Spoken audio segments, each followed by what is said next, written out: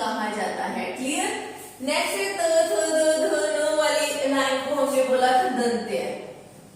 Clear. और प फ वाली लाइन को बोला था ओष्ठ्य। सॉरी, ये तो हमने वर्ण वाले टॉपिक में क्लियर की थी ये बात कि इन लाइनों को इस तरह इन वर्णों को विभाजित किया गया है। ठीक है। तो यहाँ पे हमें पूछा गया है कि तय वर्ण का उच्चारण स्थान है। ठीक है। तो यहाँ पे तय ढूंढ लेंगे। त किसमें आता है, ये रहा। क्या कहा था वाली लाइन को, दंत्य। तो यहाँ पे दंत दिया हुआ है ना, तो इसका मतलब इसका आंसर हुआ दंत। क्लियर। ये आपको याद करने पड़ेंगे। क वाला लाइन कंठे, च वाली तलवे, ट वाली मूर्धन्य, त वाली दंत्य और प वाली ओष्ठ्य। क्लियर। नेक्स्ट देखो, प वर्ग का उच्चारण स्थान है। सेम वैसे ही क्वेश्चन है। अब इसने प वर्ग पूछ लिया। अब यहाँ से प ढूंढ लो, ये रहा प। ठीक है। प वाला क्या कहेंगे, ओष्ठ्य। तो यहाँ पे ओष्ठ्य दे रखा, चाहे ओष्ठ है चाहे ओष्ठ है, बात वही है। ठीक है। तो ये कौन सा वर्ग कहलाएगा, ओष्ठ्य वर्ग। क्लियर। नेक्स्ट क्वेश्चन देखो, च वर्ग का उच्चारण स्थान है। ये भी सेम डिट्टो वैसे ही क्वेश्चन है। च वर्ग का उच्चारण स्थान, च ढूंढ लो। च कहाँ पे है, ठीक है।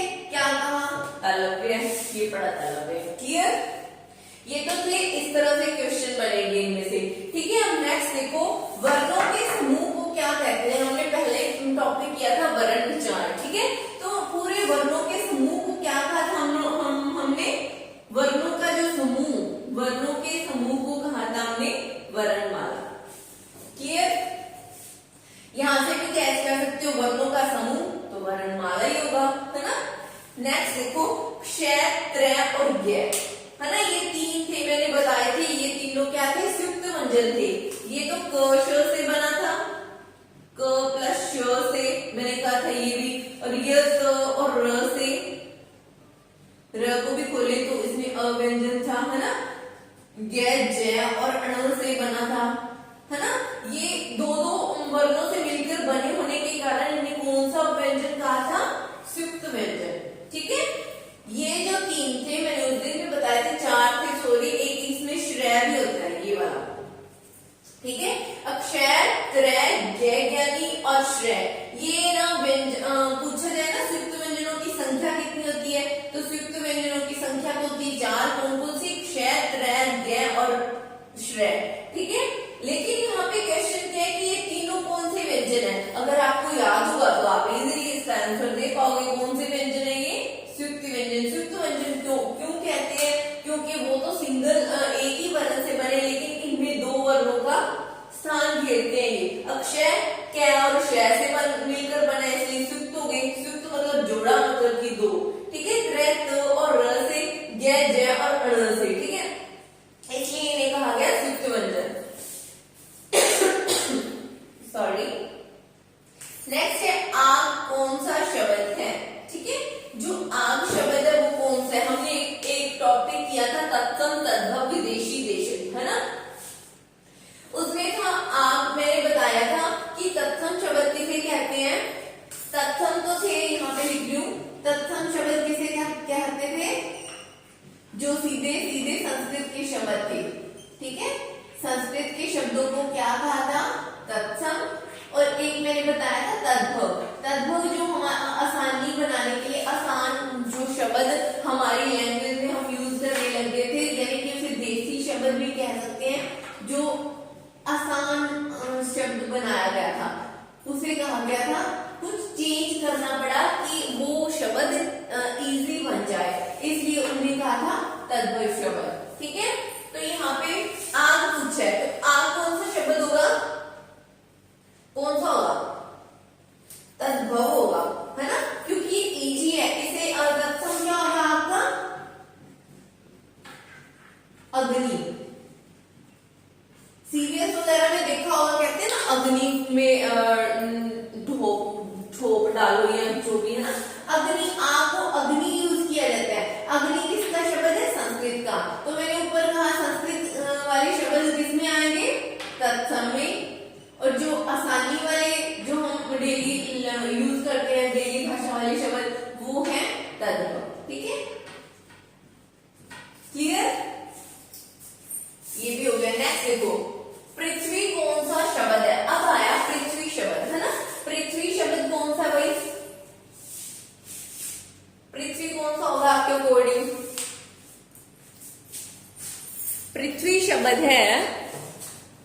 तद्भव या तत्सम है। पृथ्वी शब्द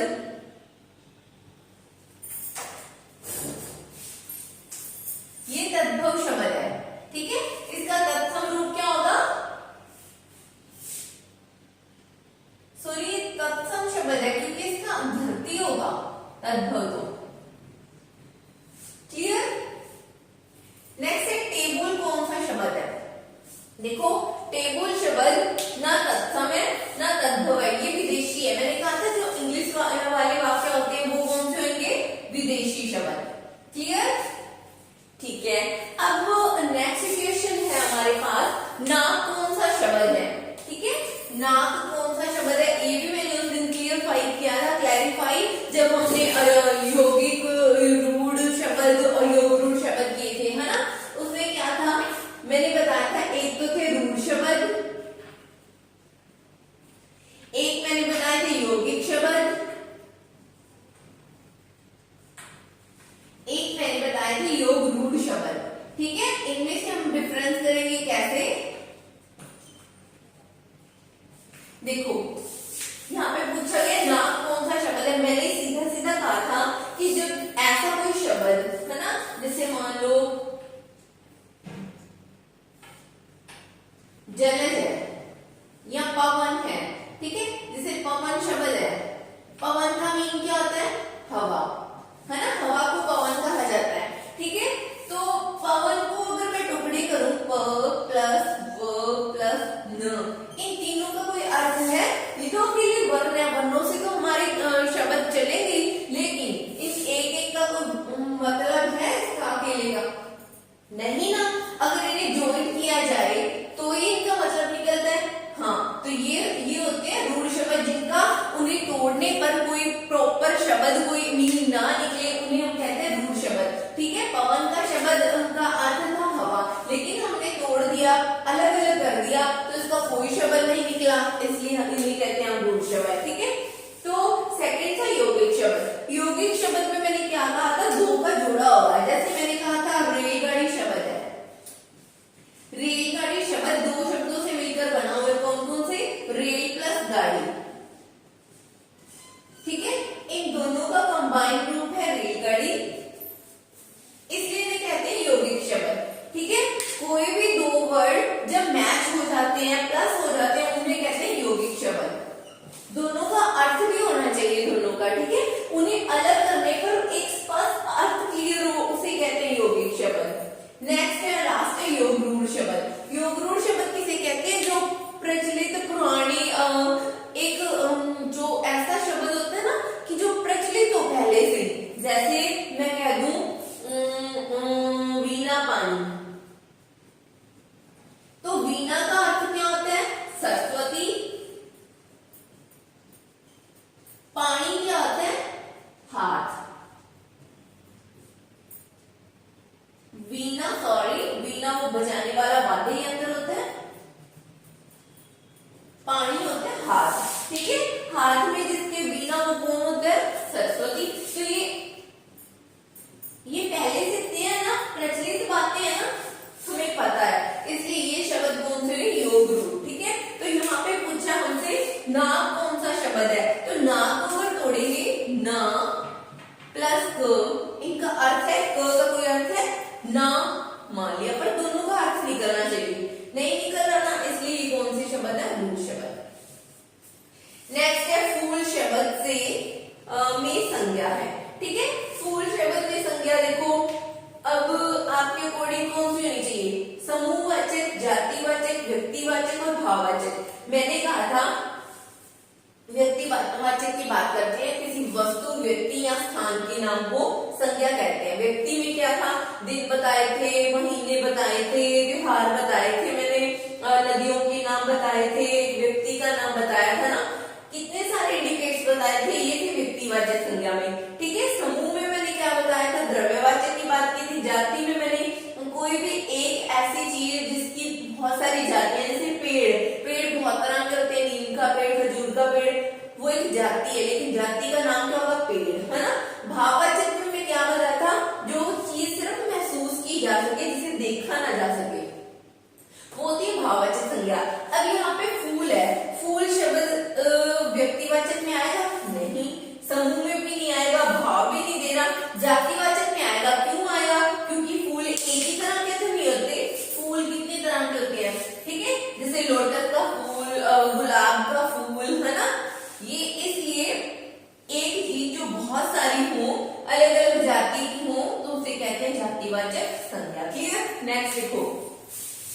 ईमानदारी कौन सी संज्ञा है। अब हम ये करते हैं ईमानदारी शब्द में संज्ञा। ठीक है, मैंने अभी बात क्लियर की कि जो ऐसी चीज, ऐसा शब्द हो जिसे हम किसी के सामने दिखा ना सके, ठीक है, बयान ना कर सके, सिर्फ महसूस कर सके, उसमें कौन सी संज्ञा आती है, भाववाचक। तो ईमानदारी है, महसूस की जा सकती है कि हाँ उसने ईमानदारी का कार्य किया, लेकिन ये तो नहीं किसी को सुना भी सकते, लेकिन उसकी जाति नहीं है, वो एक व्यक्ति नहीं है, वो एक भाव है, इसलिए इसमें कौन सा संज्ञा आएगी, भाववाचक संज्ञा। नेक्स्ट देखो लंबोदर कौन सा शब्द है। लंबोदर पहले से क्लियर करेंगे, इसे तोड़ेंगे। लंबो यानी कि लंबा, उदर प्लस उदर, उदर मीन होता है पेट, ठीक है, पेट को कहा गया उदर, ठीक है। लंबा है उदर जिसका, कौन होते हैं, गणेश जी, ठीक है। तो ये रूढ़ हो गया ना, ये एक पहले से प्रचलित शब्द है, इसलिए इसमें कौन सा शब्द होगा, ये योग रूढ़ शब्द। क्लियर। नेक्स्ट देखो सोना कौन सी संज्ञा है। देखो यहाँ पे भाव है, कोई ऐसी चीज सोना दिखाया नहीं जा सकता, दिखाया जा सकता है। समूह सोना होता है, ठीक है, वो बोलते हैं केडिया में, लेकिन वो तो उसकी क्वालिटी है। लेकिन मैंने बताया था सोना हो, कोई भी धातु हो, ठीक है, द्रव्य की बात हो, ये सारे किसमें आते हैं, द्रव्यवाचक संज्ञा में, ठीक है। गोल्ड की, चांदी की बात हो, जिंक, कॉपर, जो ये सारे गंधक होते हैं, ये सभी किसमें आते हैं, द्रव्यवाचक संज्ञा में। तो सोना कौन सी धातु है, ये धातु किसमें आती है, द्रव्यवाचक संज्ञा में। क्लियर। नेक्स्ट देखो मैं कौन सा पुरुष है। जब हमने सर्वनाम की थी तब मैंने ये भी क्लियर किया था, जो पहला पुरुषवाचक सर्वनाम की थी उसमें बताया था मैंने, इसके 3 पार्ट्स होते हैं, इसके पुरुषवाचक संज्ञा के, सर्वनाम की, पुरुषवाचक सर्वनाम, ठीक है। इसके 3 पार्ट्स होते हैं, कौन कौन से, उत्तम, मध्यम और अन्य, ठीक है। मैंने बात की थी जब मैं वाले वाक्य आएंगे वो उत्तम में आएंगे, ठीक है, मैं वाले वाक्य। मध्यम में कौन से आएंगे, तू वाले वाक्य, और अन्य में आएंगे आप वाले वाक्य, यह वह वाले वाक्य, है ना, ठीक है। अब देखो उत्तम पुरुष यानी कि जो कर्ता होता है, ठीक है, उत्तम पुरुष कहते हैं, जैसे मैं वाली बातें, मैंने ये किया, मैं उसके घर गई, मैंने ये कार्य किया, है ना, जो ऐसे वाक्य होते हैं वो उत्तम पुरुष। अगर मैंने कहा तूने क्यों नहीं किया, तूने ये किया, तू वाले वाक्य होते हैं मध्यम पुरुष। अन्य जैसे वहां पे वो जा रहा था, हम नहीं जानते ना मेरी बात ना तुम्हारी बात, किसी और की बात वो आएगा अन्य में। तो यहाँ पे किसके लिए पूछा गया, कौन सा पुरुष, मैं हमेशा उत्तम पुरुष होता है। क्लियर। लास्ट देखो विद्यालय शब्द है। विद्यालय हमने अभी शब्दों को किया है, इसे तोड़ेंगे, विद्या प्लस आलय, जोड़ेंगे तो क्या बना, आलय का मतलब होता है स्थान। विद्या सभी लोग जानते हो, जो हम स्कूल्स में ग्रहण करते हैं, है ना, ठीक है। विद्या का आलय यानी कि पढ़ने का स्थान, जिसे क्या कहा जाता है, विद्यालय। ये 2 शब्दों से बना है, कौन कौन से, विद्या प्लस आलय। दोनों का अर्थ है कि नहीं, विद्या भी है, पढ़ाई को विद्या कहते हैं, आलय को स्थान कहते हैं, तो दोनों को जोड़ दिया गया और एक प्रॉपर अर्थ निकल गया, क्या, विद्यालय। तो इसमें कौन सा आएगा, यौगिक शब्द, ठीक है। ये कौन से शब्द हुए, यौगिक शब्द। क्लियर। मैंने बताया था रूढ़ शब्द क्या थे, जो जिनको तोड़ने से ये उनको हमने तोड़ा था, उनका कोई स्पष्ट अर्थ ना निकले। यौगिक क्या थे, जब 2 वाले वाक्य, ये वाले जैसे विद्यालय जोड़ा था, रेलगाड़ी था, है ना, इनको तोड़ने पर दोनों का एक स्पष्ट अर्थ हो। यौगिक क्या था, जो प्रचलित थे हमारे देश में, पहले से चले आ रहे हैं, जैसे सरस्वती बताया, लंबोदर, गणेश जी के लिए, है ना, जो प्रयुक्त है वो शब्दों को योग शब्द कहते हैं, ठीक है।